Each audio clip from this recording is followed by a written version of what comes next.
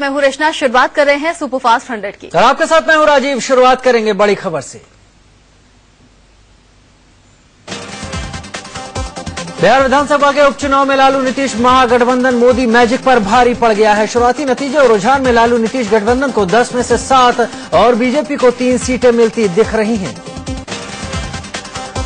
10 में से फिलहाल 30 सीटों के रिजल्ट भी आ गए हैं, जिनमें से नरकटियागंज की सीट बीजेपी को मिली है, जबकि मोदीनगर और राजनगर सीटों पर से आरजेडी ने बाजी मारी है। नरकटियागंज सीट से बीजेपी की रश्मि वर्मा की जीत हुई। रश्मि वर्मा ने आरजेडी उम्मीदवार फखरुद्दीन को हराया। रश्मि ने 15,742 वोटों से जीत दर्ज की। नरकटियागंज से बीजेपी उम्मीदवार रश्मि वर्मा की जीत पर समर्थकों ने जीत का जश्न मनाया। बगहा में वोटों की गिनती के दौरान रश्मि वर्मा को भारी लीड मिलते देख बीजेपी कार्यकर्ताओं ने जश्न मनाना शुरू कर दिया था। बिहार उपचुनाव में आरजेडी का खाता मोहद्दीनगर सीट से खुला। मोहद्दीनगर से आरजेडी उम्मीदवार अजीत कुमार ने बीजेपी प्रत्याशी राजेश सिंह को करीब 20,000 वोटों से हराया। लालू नीतीश कांग्रेस महागठबंधन को भारी फायदा नजर आ रहा है। 10 में से जो 7 सीटें इस गठबंधन को मिलती दिख रही हैं, उसमें आरजेडी को 4, जेडीयू को 2 और कांग्रेस को 1 सीट मिली है। बिहार में जिन 10 विधानसभा सीटों पर उपचुनाव हुए, उनमें छपरा, बांका, राजनगर, हाजीपुर, मोहद्दीनगर, जाले, परबत्ता, मोहनिया, भागलपुर और नरकटियागंज सीटें शामिल हैं। उपचुनाव में 10 सीटों में से आरजेडी ने 4 सीटों पर चुनाव लड़ा था। इतनी ही सीटों पर जेडीयू लड़ी थी। वहीं कांग्रेस ने 2 सीटों पर अपने उम्मीदवार उतारे थे। और इन 10 विधानसभा सीटों में से बीजेपी ने 9 सीटों पर चुनाव लड़ा। बीजेपी ने अपनी सहयोगी पार्टी एलजेपी के लिए परबत्ता सीट छोड़ी थी। अगर 2010 के कांग्रेस ने 2 सीटों पर अपने उम्मीदवार उतारे थे। और इन 10 विधानसभा सीटों में से बीजेपी ने 9 सीटों पर चुनाव लड़ा। बीजेपी ने अपनी सहयोगी पार्टी एलजेपी के लिए परबत्ता सीट छोड़ी थी। अगर 2010 के विधानसभा चुनाव की बात करें तो इन 10 में से 6 सीटों पर बीजेपी ने कब्जा जमाया था। वहीं आरजेडी के पास 3 और जेडीयू के पास 1 सीट थी, लेकिन उपचुनाव में बीजेपी पिछड़ती हुई दिख रही है। बिहार की 10 सीटों समेत 4 राज्यों की कुल 18 सीटों पर उपचुनाव के लिए गिनती का काम चल रहा है। कुछ सीटों के रिजल्ट भी आए हैं। मध्य प्रदेश, कर्नाटक की 3-3 और पंजाब की 2 सीटों पर उपचुनाव हुए थे। पंजाब के पटियाला में कांग्रेस उम्मीदवार परनीत कौर जीत गई हैं। कांग्रेस सांसद कैप्टन अमरिंदर सिंह की पत्नी और पूर्व केंद्रीय मंत्री परनीत ने 23,282 वोटों से जीत दर्ज की।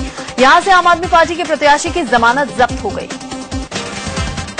भले ही कांग्रेस उम्मीदवार परनीत कौर ने पटियाला में जीत दर्ज की, लेकिन उन्होंने जीत का जश्न नहीं मनाने का फैसला किया। काली बीजेपी गठबंधन के उम्मीदवार के बेटे की हार्ट अटैक से हुई मौत के बाद परनीत ने यह फैसला लिया। मध्य प्रदेश की आगर सीट पर बीजेपी ने चुनाव जीत लिया है। यहां 3 सीटों पर उपचुनाव हुआ है। बाकी 2 सीटों पर भी बीजेपी को लीड मिल रही है। कर्नाटक की बेल्लारी ग्रामीण सीट पर कांग्रेस ने जीत दर्ज की। यह सीट पहले बीजेपी के खाते में थी। साथ ही 2 और सीटों चिकोड़ी, सदालगा और शिकारीपुरा सीटों पर भी वोटों की गिनती चल रही है।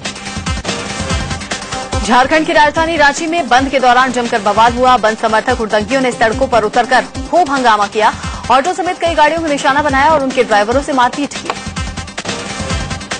लाठी डंडे लेकर सड़कों पर उतरे दर्जनों बंद समर्थक बाइकरों ने भी कई दुकानों को निशाना बनाया। दुकानों में पत्थरबाजी करके जमकर तोड़फोड़ की गई। सड़क किनारे निर्दोष लोगों से भी जमकर मारपीट की गई। हुड़दंगी बाइकर्स की गुंडागर्दी को रोकने के लिए पुलिस वालों की टीम पहुंची। पुलिस वालों ने बंद समर्थक बाइकर्स को सड़क पर दौड़ा कर पीटा। पुलिस को देखते ही हंगामा कर रहे बाइकर्स भागते हुए नजर आए। पुलिस वालों के पहुंचते ही हंगामा कर रहे बंद समर्थक बाइकें छोड़कर भागे। आगे प्रदर्शनकारी और पीछे पुलिस। सड़कों पर हुड़दंगियों की बाइकें एक के बाद एक दनादन गिरती चली गईं। दरअसल महिला निशानेबाज तारा शाहदेव के टॉर्चर के विरोध में संगठनों ने रांची बंद बुलाया है। बंद के दौरान ये सारा बवाल हुआ। नारी सेना संगठन ने बंद के दौरान मार्च भी निकाला। तारा शाहदेव ने अपने पति पर धन बदलने के लिए प्रताड़ित करने का आरोप लगाया है। दिल्ली के कनॉट प्लेस में रामा बिल्डिंग में आग लगने से अफरा तफरी मच गई। आग इमारत के NIIT कंप्यूटर सेंटर में लगी। फायर ब्रिगेड की 17 गाड़ियां मौके पर हैं। आग पर काबू पाने की कोशिशें जारी हैं। आसपास के तमाम दफ्तरों और शोरूमों के मालिकों को दफ्तरों और शोरूम बंद करने के लिए कहा गया है। बिल्डिंग के आसपास के लोगों को हटा दिया गया है। तेज हवा के चलते बिल्डिंग से बहुत ज्यादा धुआं उठ रहा है। आग से खासे नुकसान की बात कही जा रही है। मध्य प्रदेश में सतना के कामतानाथ मंदिर में भगदड़ मचने से 10 लोगों की मौत हो गई, जबकि कई श्रद्धालु जख्मी हो गए। मरने वालों में 5 महिलाएं शामिल हैं। बताया जा रहा है कि मंदिर में परिक्रमा के दौरान अचानक भगदड़ मची।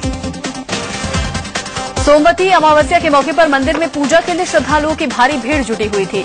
सतना में कामतानाथ मंदिर एक पहाड़ी पर स्थित है। मंदिर का रास्ता बहुत ही संकरा है। अचानक हुई भगदड़ से मंदिर में चीख पुकार मचने लगी। मंदिर में हुए इस बड़े हादसे से शिवराज सरकार सख्ते में है। सीएम ने हादसे में मारे गए लोगों के परिजनों को 2-2 लाख रुपए और घायलों को 50-50 हजार रुपए मुआवजे का ऐलान किया है। जम्मू बॉर्डर पर पाकिस्तान की नापाक हरकतें थमने का नाम नहीं ले रही हैं। आरसपुरा सेक्टर में लगातार चौथे दिन भी रविवार रात पाकिस्तान की तरफ से फायरिंग की गई। फायरिंग में एक स्थानीय नागरिक जख्मी हो गया। रविवार रात पाकिस्तान की तरफ से जम्मू के आरसपुरा और अरनिया सेक्टरों में गोलीबारी की गई। बीएसएफ की 35 चौकियों को निशाना बनाकर घंटों फायरिंग का सिलसिला जारी रहा। बीएसएफ की तरफ से जवाबी फायरिंग की गई। पाकिस्तान की ओर से लगातार हो रही फायरिंग से स्थानीय लोगों का बुरा हाल है। लोग रात भर बंकरों में छिपकर रात गुजार रहे हैं। जम्मू के आरसपुरा, अरनिया और रामगढ़ सेक्टर में पाकिस्तान की फायरिंग से परेशान लोग घरों को छोड़कर सुरक्षित जगहों के लिए जा रहे हैं। पिछले कई दिनों से लगातार फायरिंग में कई लोगों की जान जा चुकी है और दर्जनों जख्मी हुए हैं। इससे पहले शनिवार रात भी जम्मू के आरसपुरा सेक्टर में एक बार फिर से पाकिस्तान की तरफ से रात भर फायरिंग की गई। रात के सन्नाटे में गोलियों की तड़तड़ाहट से पूरा इलाका गूंज उठा। आरसपुरा के बाद जम्मू कश्मीर के सांबा सेक्टर में भी पाकिस्तान की तरफ से जबरदस्त फायरिंग की गई। कई राउंड फायरिंग के अलावा मोर्टार से गोले भी दागे गए। सांबा सेक्टर में पाकिस्तान की फायरिंग से इलाके में लोग दहशत में हैं। खौफ में जी रहे कई लोगों ने घरों को छोड़ने की योजना बना ली है। ताजा फायरिंग में किसी के हताहत होने की खबर नहीं है। सीजफायर उल्लंघन पर जम्मू कश्मीर के सीएम उमर अब्दुल्ला ने कहा कि अब समय आ गया है कि पीएम मोदी अच्छे दिन लाने के वायदे को साबित करें। बॉर्डर पर पाकिस्तान के लगातार सीजफायर उल्लंघन के विरोध में भोपाल में विश्व हिंदू परिषद और बजरंग दल के कार्यकर्ताओं ने प्रदर्शन किया। प्रदर्शन में शामिल लड़कियों ने तलवार लेकर पाकिस्तान के खिलाफ हल्ला बोला।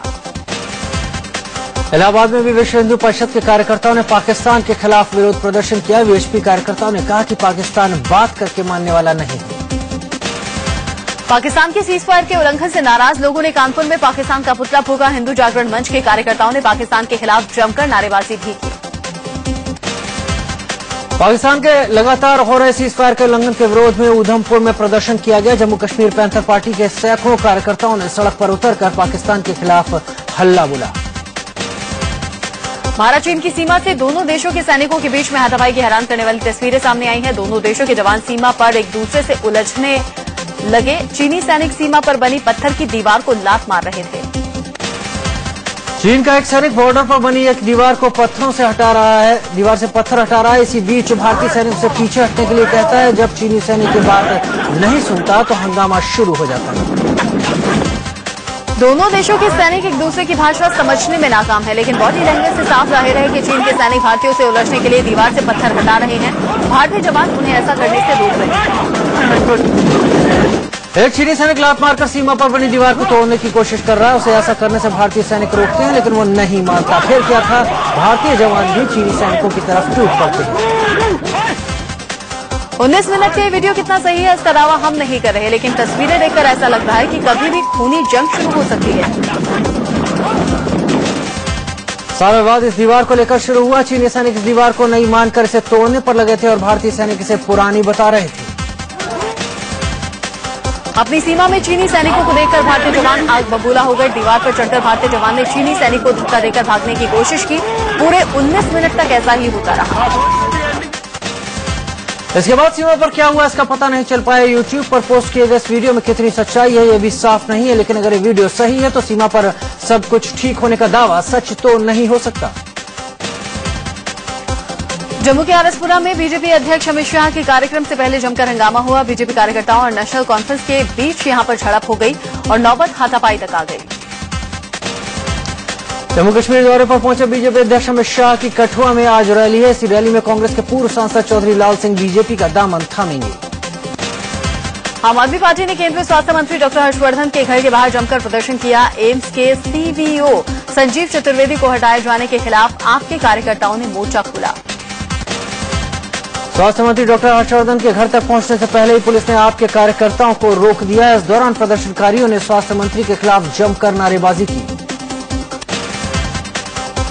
मुंबई में आरजेडी सुप्रीमो लालू प्रसाद यादव का रूटीन मेडिकल चेकअप हुआ। एशियन हार्ट हॉस्पिटल में उनका इलाज हुआ। लालू के साथ उनकी पत्नी राबड़ी देवी भी थी। नॉर्थ ईस्ट मुंबई के सांसद और बीजेपी नेता किरीट सोमैया की मुश्किलें बढ़ने वाली हैं। सोमैया के खिलाफ मुंबई के नवघर थाने में गैर जमानती धारा के तहत केस दर्ज किया गया है। सोमैया पर पुलिस वालों से मारपीट का आरोप है। छत्तीसगढ़ के कवर्धा में धर्म संसद का आज दूसरा और आखिरी दिन है, जहां साई को लेकर फैसला होगा। सभी 13 अखाड़ों ने द्वारकापीठ के शंकराचार्य स्वरूपानंद सरस्वती के बयान का समर्थन किया, जिसमें उन्होंने साई को भगवान कहने पर आपत्ति जताई थी।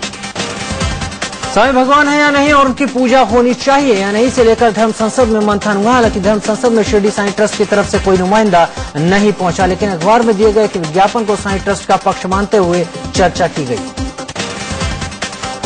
अलग अलग अखाड़ों के प्रमुखों ने कहा कि अगर कोई साईं को गुरु मानकर पूछता है तो इसमें कोई आपत्ति नहीं है, लेकिन साईं का मंदिर बनाकर उन्हें भगवान का दर्जा देना और वैदिक मंत्रोच्चार से उनकी पूजा करना गलत है। महाराष्ट्र के कार्यवाहक राज्यपाल के रूप में ओम प्रकाश कोहली ने कल कार्यभार संभाल लिया। इस मौके पर सीएम पृथ्वीराज चौहान भी मौजूद रहे। इससे पहले ट्रांसफर किए जाने से नाराज के शंकर नारायणन ने महाराष्ट्र के राज्यपाल पद से इस्तीफा दे दिया था। शंकर नारायणन का तबादला मिजोरम किया गया था, लेकिन उन्होंने मिजोरम जाने से मना कर दिया और पद ही छोड़ दिया। अपनी टीम बनाने के बाद बीजेपी अध्यक्ष अमित शाह अब संसदीय बोर्ड का पुनर्गठन करने वाले हैं। संसदीय बोर्ड ही बीजेपी में अहम फैसले लेता है और पार्टी की सबसे महत्वपूर्ण बॉडी है। फिलहाल बोर्ड में 12 सदस्य हैं। कहा जा रहा है कि अमित शाह संसदीय बोर्ड में नई पीढ़ी को मौका दे सकते हैं। वरिष्ठ नेता लालकृष्ण आडवाणी और मुरली मनोहर जोशी को बोर्ड में रखा जाएगा या नहीं, इसे लेकर कई तरह के कयास भी चल रहे हैं। बीजेपी के दिल्ली प्रदेश अध्यक्ष सतीश उपाध्याय ने एक बार फिर दिल्ली में सरकार बनाने का दावा किया। उन्होंने कहा कि राज्यपाल बुलाते हैं तो दावा किया जाएगा। सरकार तो हमें बनानी, हमारा काम है, हम राजनीतिक दल हैं। अब सरकार चुनाव से बनेगी या एलजीएम को बुलाएंगे, क्या होगा ये मुझे मालूम नहीं है। न्यायिक नियुक्ति आयोग बिल को चुनौती देने वाली अर्जी को सुप्रीम कोर्ट ने खारिज कर दिया। सुप्रीम कोर्ट में दायर जनहित याचिका में न्यायिक नियुक्ति आयोग बिल को असंवैधानिक करार देने की मांग की गई थी। न्यायिक याचिका में कहा गया था कि यह बिल मूल रूप से संविधान के खिलाफ है। याचिकाकर्ताओं का कहना था कि अनुच्छेद 50 में न्यायपालिका को कार्यपालिका से अलग रखने का निर्देश दिया गया है ताकि उसकी स्वायत्तता बनी रहे। हाल ही में संसद ने न्यायिक नियुक्ति आयोग बिल को पास किया है। इस बिल के प्रभावी होते ही जजों की नियुक्ति के लिए पुराना कॉलेजियम सिस्टम खत्म हो जाएगा। यूपीए सरकार के दौरान कोल ब्लॉक आवंटन रद्द करने को लेकर सुप्रीम कोर्ट आज फैसला सुना सकता है। Chief justice R M Lodha की खंडपीठ ने यूपीए सरकार के दौरान कोल ब्लॉक के आवंटन में कथित गड़बड़ियों को लेकर सुनवाई पूरी कर ली है। को कुचल दिया, छात्र को अस्पताल में भर्ती करवाया गया, जहां उसने दम तोड़ दिया। छात्र की मौत की खबर मिलते ही लोग भड़क गए। बिहार के छपरा में एक ऑटो ड्राइवर की लोगों ने जमकर पिटाई कर दी। बताया जा रहा है कि तेज रफ्तार ऑटो ने एक साइकिल सवार को टक्कर मार दी थी, जिससे नाराज हो लोगों ने उसकी पिटाई की। मध्य प्रदेश के रतलाम में बस और ट्रक की भिड़ंत में 7 लोगों की मौत हो गई, 20 यात्री जख्मी हो गए। सीकर से नासिक जा रही इस बस की माननखेड़ा में ट्रक से टक्कर हो गई थी।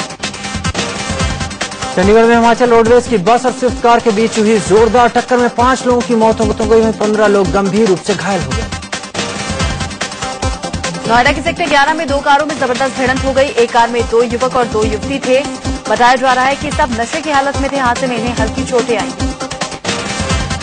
गाजियाबाद में भी लव जिहाद का मामला सामने आया है। पीड़ित लड़की ने आरोप लगाया कि उसका पति उस पर धर्म परिवर्तन के लिए दबाव बनाता था और मार पीटता था।